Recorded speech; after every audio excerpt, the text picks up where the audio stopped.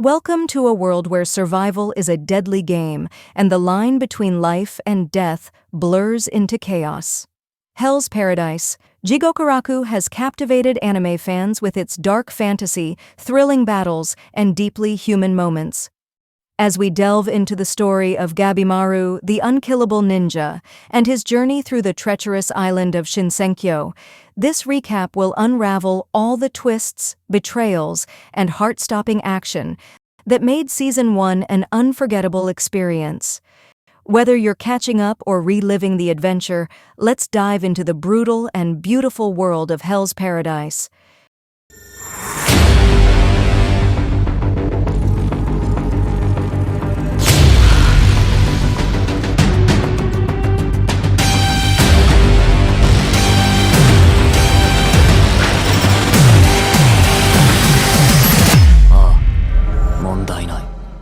A shinobi named Gabimaru foils attempted executions by beheading and burning and curses his inability to die.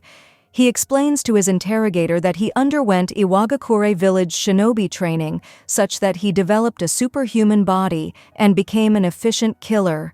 He says he was married to the clan chief's daughter, but after he asked the chief for permission to leave, he was betrayed to the authorities. After more fruitless attempts to execute him, Gabimaru faces his interrogator, who is revealed to be Yamada Asaemon Sagiri, a Yamada clan sword tester and executioner. Sensing her skill as a calm and efficient executioner, Gabimaru experiences fear and fights back, especially after Sagiri asserts that he is still deeply in love with his wife. Sagiri abruptly offers a full pardon and government protection for himself and his wife in exchange for fulfilling a death-defying mission. He must go to Shinsenkyo, a legendary land rumored to hold the elixir of immortality, and retrieve the elixir in competition with other death row criminals. The promise of a peaceful life with his beloved wife prompts Gabimaru to agree unhesitatingly. Sagiri recalls her early training as an executioner and the difficulty she has had overcoming her fear and hesitation.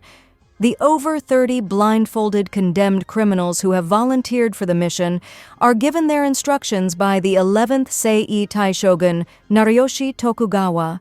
They are shown an officer who returned from an earlier expedition but is no longer human, with flowers blooming from his body. They will each be accompanied by a Yamada Asaemon, however they are told to reduce their numbers, which causes a killing spree. While the shogun delights in the carnage before him, Gabimaru addresses him, saying there must be a better way to make the selection. The shogun's head guard offers a place on the mission to anyone who kills Gabimaru, who is then reluctantly forced to fight for his life, brutally killing his attackers with his tied-up hands. As the names of the 10 prisoners selected to go on the mission are read out, including Gabimaru, Sagiri realizes that her problem is not overcoming her fear of killing, but accepting the burden of responsibility for the lives she takes. Gabimaru believes that the elixir of immortality does exist after seeing the chief of the Iwagakure survive a series of fatal injuries. As he and Sagiri arrive in the shore of their destination, he tells her that the elixir may not come from this place. Suddenly, they come under attack from the condemned criminal Twisted Keiyun, a weapons expert accompanied by the Yamada Asaemon Kisho. Gabimaru survives all of his attacks and brutally kills Keiyun with his own weapons, even with his hands tied at Sagiri's insistence. As Kisho heads back to the boat, he tells Sagiri that the criminals have already begun killing each other and predicts that shortly almost all will be eliminated. After Kisho's departure, Gabimaru attacks Sagiri with a sword, so he can find the elixir unhindered but finds himself unable to deliver the killing blow. Elsewhere, the criminal Tamiya Gantetsusai is stung by what looks like a human-faced butterfly and quickly severs his left hand, which withers and sprouts flowers. Both he and Gabimaru are confronted by strange monsters and simultaneously surrounded by bizarre creatures. Gantetsusai tells his Yamada Asaemon Fuchi why he was sentenced to death and sets out to eliminate the other criminals to simplify his search for the elixir.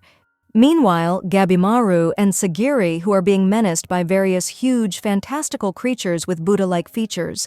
When one attacks and injures Gabimaru, he realizes that they are confronted by numerous opponents with unknown abilities. He throws caution to the wind and, acting only on instinct for survival, attacks them. He destroys most of them, uncharacteristically protecting Sagiri in the process until Yamada Asaemon Genji arrives and assists, accompanied by Yamada Asaemon Senta with the ninja criminal Yuzuriha. Yuzuriha offers to work with Gabimaru in exchange for information she gathered on the creatures by experimenting on Moro Makia, the apostate, before she killed him. As they talk, Sagiri loses consciousness and collapses. Meanwhile, Aza Chobei and his younger brother Yamada Asaemon Toma face a similar group of monsters. Aza feels he is in control of the situation until he is wounded and Toma is captured. He then cuts the monsters to pieces, a berserker rage. Sagiri wakes up to find they have moved away from the butterflies whose poisonous scales caused her to faint. Gabimaru tells the others that while exploring alone, he discovered that many plants on the island were former samurai sent by the shogun. Genji suggests that he replace Sagiri in guarding Gabimaru as she lacks battle skills, but she refuses. Meanwhile, Yamada Asaemon Tenza tries to leave the island by boat with the criminal Nurugai, last of the Sanka people. They are attacked by monsters, and as they try to escape across the wrecks, they come across Yamada Asaemon Kisho, still alive but with flowers sprouting from his body.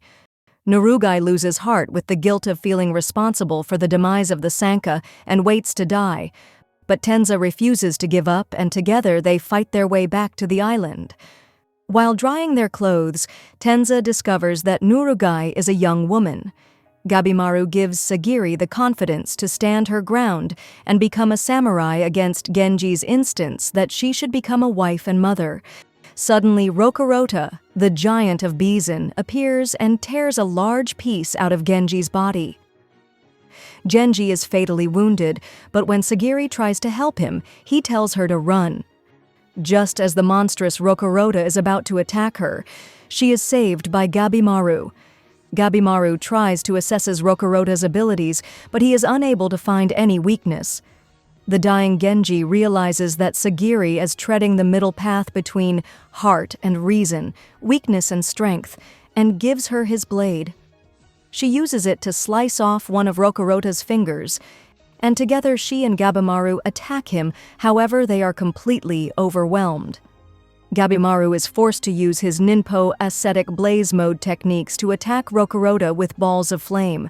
The jungle catches fire, producing smoke which starves Rokurota of oxygen, and he collapses to his knees, enabling Sagiri to decapitate him.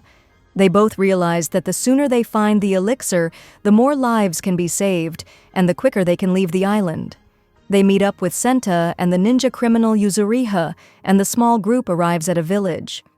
Meanwhile, after slaughtering the monsters who attacked them, Chobei Aza and his younger brother Toma come across two naked androgynous lovers kissing in the jungle.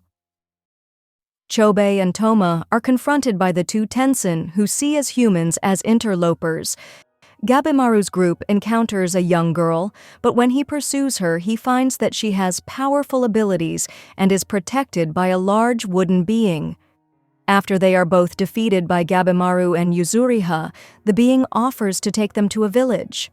At the village, the wooden being Hoko and his young companion, Mei, offer them fruit, and he tells them that they call the place Kotaku, on the island of Shinsenkyo.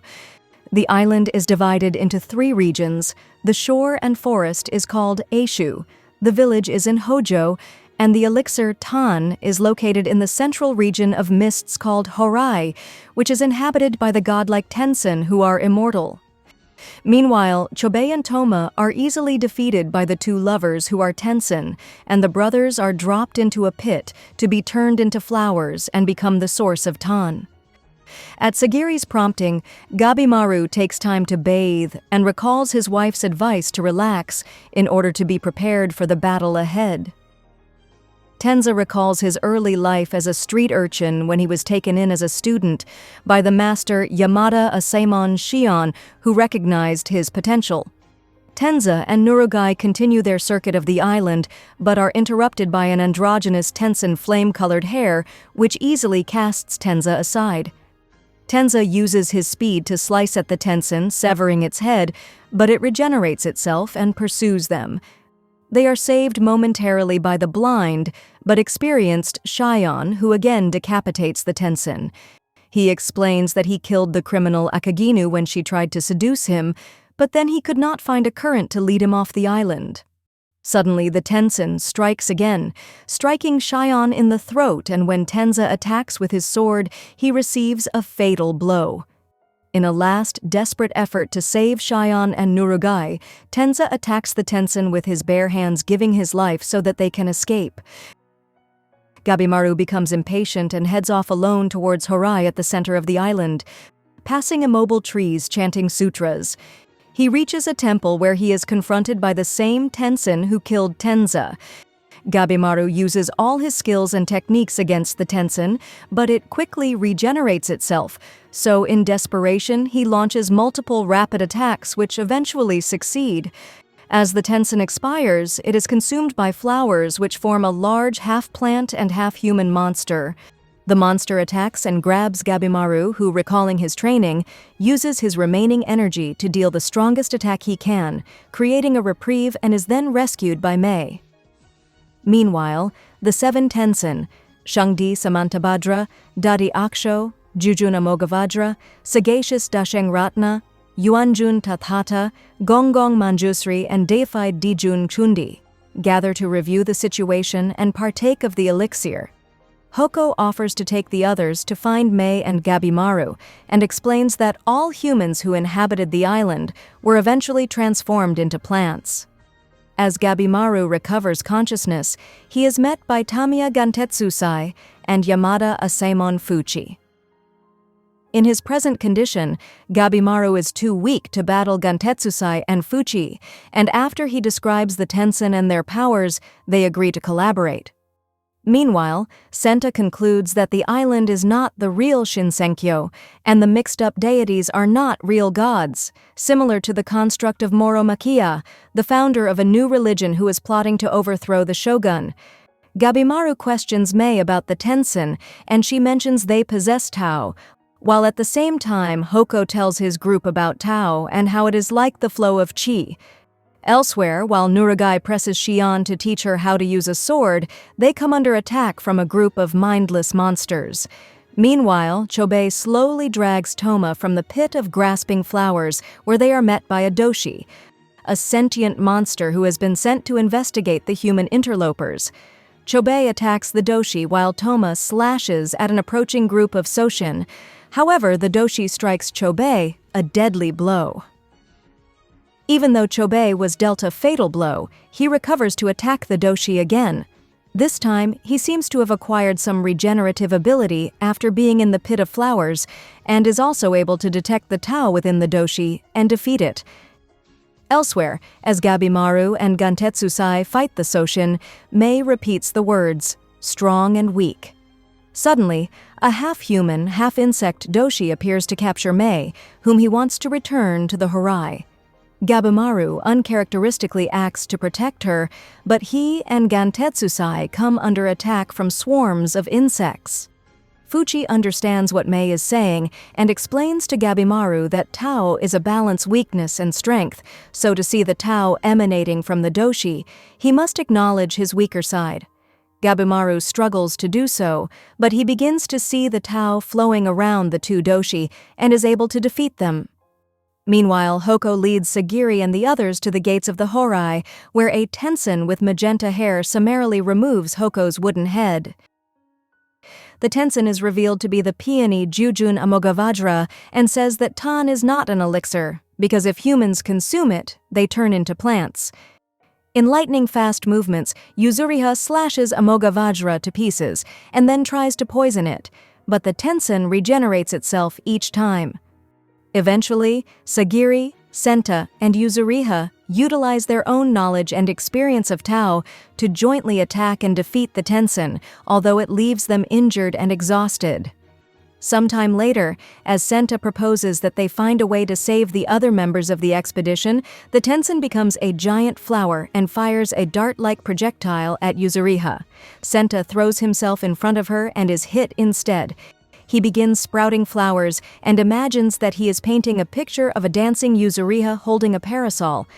The monster then fires a series of darts at the two women, which are intercepted by Shion, who suddenly appears to save them. Shion explains to Sagiri that he is using his awareness of Tao to counteract the power of the Tenzin. However, he is unable to defeat it himself and is wounded by its darts. Nurugai cuts the sprouting flowers from Senta, temporarily reviving him. Then Sagiri and Nurugai both attack the Tenzin from the front, enabling Shion to attack from behind. They are unsuccessful until Senta suggests they attack its ovule, which is the vulnerable point of the plant-like Tenzin. The badly wounded Shion manages to then strike a killing blow with his sword, and Yuzuriha consoles Senta as he dies. Sagiri proposes the Yamada Asaemon, and criminals must cooperate if they are to leave the island alive. As they discuss their next steps, both Shion and Yuzuriha question Sagiri's relationship with Gabimaru and speculate that what motivates him may be a deception. Meanwhile, Gabimaru awakens exhaustion and finds that he cannot remember the name or face of his wife.